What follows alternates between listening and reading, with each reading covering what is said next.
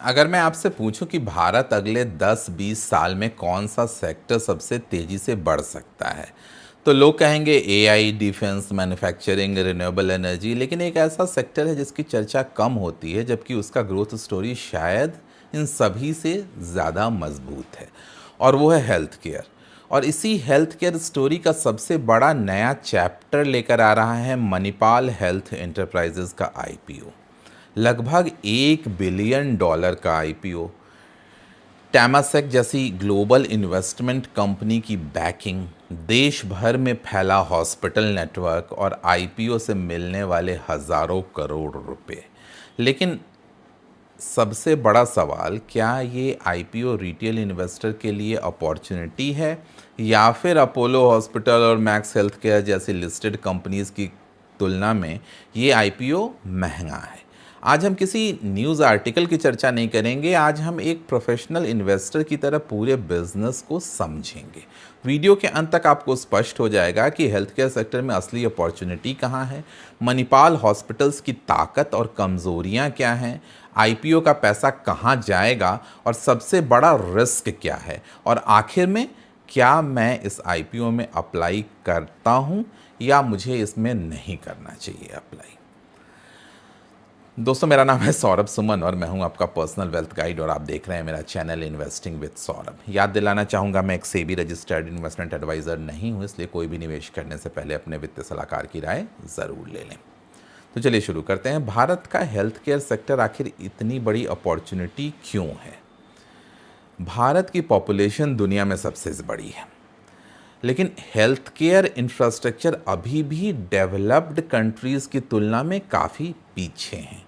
चाहे हम hospital beds की बात करें, number of doctors, specialist, advance treatment facilities, हर चीज़ की कमी है। दूसरी तरफ लोगों की इनकम लगातार बढ़ रही है, हेल्थ इंश्योरेंस का कवरेज बढ़ रहा है, मेडिकल अवेयरनेस बढ़ रही है, और सबसे इम्पॉर्टेंट, भारत तेज़ी से एजिंग पॉपुलेशन की तरफ बढ़ रहा है। जैसे जैसे उम्र बढ़ती है, हेल्थ केयर की ज़रूरत भी बढ़ती है। यानी अगले 20 वर्षों तक हेल्थ केयर की डिमांड लगभग स्ट्रक्चरल ग्रोथ स्टोरी बनने वाली है। लेकिन प्राइवेट हॉस्पिटल क्यों विनर्स हैं? सरकारी अस्पतालों पे प्रेशर बहुत अधिक है, लंबी वेटिंग, इंफ्रास्ट्रक्चर की कमी, एडवांस टेक्नोलॉजी की लिमिटेशंस।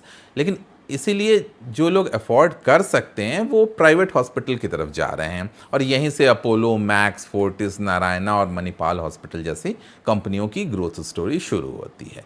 मणिपाल हॉस्पिटल की कहानी, मणिपाल ग्रुप का नाम नया नहीं है। एजुकेशन के मामले में मेडिकल कॉलेजेस, हेल्थ केयर, इन क्षेत्रों में दशकों से इसकी मजबूत पहचान रही है। धीरे धीरे कंपनी ने हॉस्पिटल्स का नेटवर्क बढ़ाया, फिर एक्विजिशन शुरू किए, कोलंबिया एशिया हॉस्पिटल नेटवर्क खरीदा, विक्रम हॉस्पिटल्स खरीदे, एएमआरआई हॉस्पिटल का इंटीग्रेशन किया, अब सह्याद्री हॉस्पिटल में भी हिस्सेदारी बढ़ा रही है। आज मणिपाल हॉस्पिटल्स भारत के सबसे बड़े प्राइवेट हॉस्पिटल नेटवर्क्स में शामिल है। हॉस्पिटल बिजनेस वास्तव में चलता कैसे है, ये समझना बहुत ज़रूरी है। हॉस्पिटल बिजनेस कोई मैन्युफैक्चरिंग बिजनेस नहीं है, ये कैपेसिटी बिजनेस है।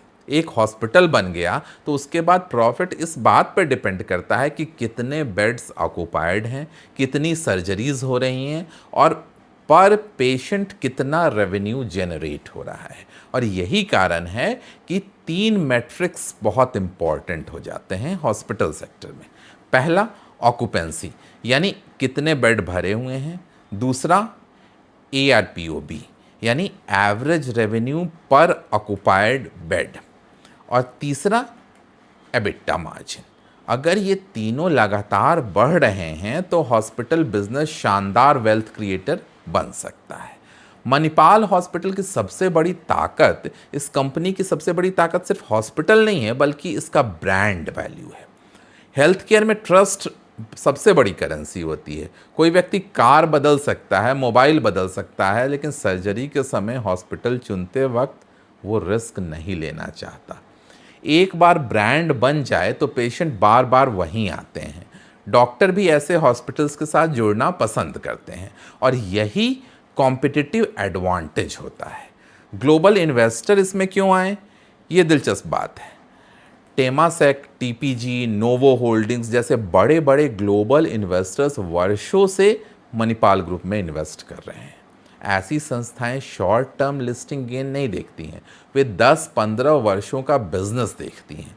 अगर इतने बड़े निवेशक हेल्थ केयर पर बुलिश हैं तो हमें भी इस सेक्टर की गंभीरता को समझना चाहिए। आईपीओ का पैसा कहाँ जाएगा? अब आते हैं सबसे महत्वपूर्ण हिस्से पे। आईपीओ से जुटाई गई राशि का बड़ा हिस्सा डेट कम करने में जाएगा। कई निवेशक इसे नेगेटिव समझेंगे, लेकिन हमेशा ऐसा नहीं होता है। हॉस्पिटल इंडस्ट्री में एक्सपेंशन के लिए बहुत बड़ा कैपिटल लगता है। हॉस्पिटल बनाना, इक्विपमेंट्स खरीदना, डॉक्टर्स को अपॉइंट करना, सैकड़ों करोड़ रुपए का खर्चा होता है। अगर आईपीओ के बाद डेट कम होता है तो इंटरेस्ट कॉस्ट घटेगी, प्रॉफिटेबिलिटी बढ़ेगी, फ्यूचर एक्सपेंशन आसान हो जाएगा। यानी डेट रिडक्शन कभी कभी शेयर होल्डर्स के लिए पॉजिटिव भी होता है। लेकिन एक बात याद रखिए, आईपीओ का बड़ा हिस्सा ऑफर फॉर सेल है, यानी एग्जिस्टिंग इन्वेस्टर्स अपने शेयर्स बेच रहे हैं। अब सवाल उठता है कि क्या ये चिंता की बात है? ये भी हमेशा ज़रूरी नहीं है। प्राइवेट इक्विटी इन्वेस्टर हमेशा एग्जिट करते हैं और यही उनका बिजनेस मॉडल है। लेकिन रिटेल इन्वेस्टर को ये समझना चाहिए कि आईपीओ का पूरा पैसा कंपनी में नहीं जा रहा, कुछ पैसा एग्जिस्टिंग शेयर होल्डर्स को मिलेगा। सह्याद्री हॉस्पिटल एक्विजिशन क्यों इंपॉर्टेंट है? हेल्थ केयर बिजनेस में स्केल बहुत मायने रखता है। जितने अधिक हॉस्पिटल, उतनी मजबूत परचेजिंग पावर, उतना बेहतर डॉक्टर नेटवर्क, उतनी ऑपरेशनल एफिशिएंसी।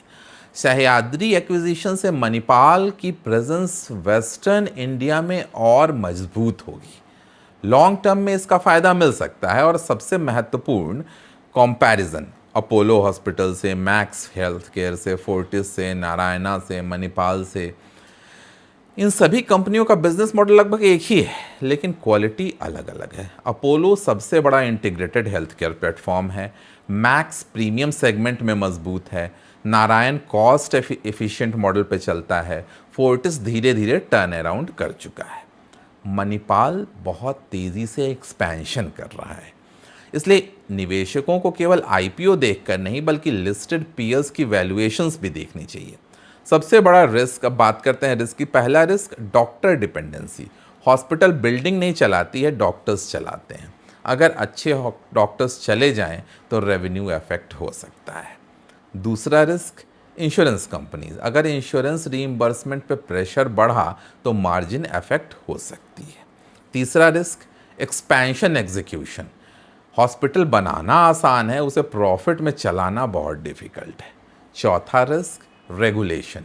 हेल्थ केयर ऐसा सेक्टर है जहां गवर्नमेंट की पॉलिसी कभी भी बदल जाती है। पांचवा रिस्क वैल्यूएशन। अच्छा बिजनेस हमेशा अच्छा इन्वेस्टमेंट नहीं होता है। अगर बहुत महंगे दाम पर खरीद लिया तो रिटर्न आपके कम हो सकते हैं, और यही सबसे महत्वपूर्ण बात है। आईपीओ में अप्लाई करना चाहिए या नहीं? अगर आपका इंटेंशन सिर्फ लिस्टिंग गेन है तो उसका अनुमान लगाना लगभग मेरे ख्याल से इम्पॉसिबल है। ग्रे मार्केट प्रीमियम रोज़ बदल रहा है, मार्केट सेंटीमेंट बदलता है, इसलिए केवल लिस्टिंग गेन के लिए इन्वेस्टमेंट करना मेरे हिसाब से कोई समझदारी नहीं है। लेकिन अगर आप हेल्थ केयर सेक्टर की लॉन्ग टर्म ग्रोथ स्टोरी पे भरोसा करते हैं, अगर आपको लगता है कि भारत में अगले 20 वर्षों तक प्राइवेट हेल्थ केयर तेज़ी से बढ़ेगा, अगर कंपनी उचित वैल्यूएशंस पे आईपीओ लाती है, तो ये लॉन्ग टर्म वॉच लिस्ट में आपको रखना चाहिए। मेरी इन्वेस्टमेंट चेकलिस्ट में आईपीओ में अप्लाई करने से पहले मैं 5 बातें ज़रूर देखूंगा। क्या वैल्यूएशन लिस्टेड कंपनी से बहुत महंगी तो नहीं है? आईपीओ के बाद डेट कितना बचेगा कंपनी पे? मैनेजमेंट का कैपिटल एलोकेशन कैसा रहा? हॉस्पिटल ऑक्यूपेंसी लगातार बढ़ रही है या नहीं? एबिटा मार्जिन इम्प्रूव हो रही है या नहीं? अगर इन 5 सवाल के जवाब पॉजिटिव हैं तो कंपनी लॉन्ग टर्म पोर्टफोलियो में जगह बना सकती है। तो सबसे बड़ी सीख दोस्तों, आईपीओ का मतलब अपॉर्चुनिटी नहीं। आईपीओ हर आईपीओ अच्छा इन्वेस्टमेंट नहीं होता, लेकिन अच्छे बिजनेस का आईपीओ ज़रूर आपको ध्यान से देखना चाहिए। हेल्थ केयर ऐसा सेक्टर है जो अगले कई दशकों तक भारत की स्ट्रक्चरल ग्रोथ स्टोरी का हिस्सा रहेगा। मणिपाल हॉस्पिटल उस कहानी का इम्पॉर्टेंट प्लेयर है। लेकिन इन्वेस्टमेंट का डिसीजन केवल ब्रांड देखकर नहीं बल्कि business quality, financial strength, growth और सबसे इम्पॉर्टेंट वैल्यूएशन देखकर लेना चाहिए।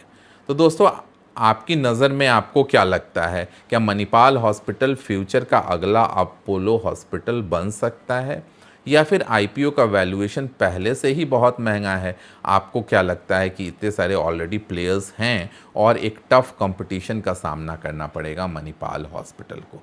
अपनी राय कमेंट बॉक्स में ज़रूर लिख कर बताइएगा।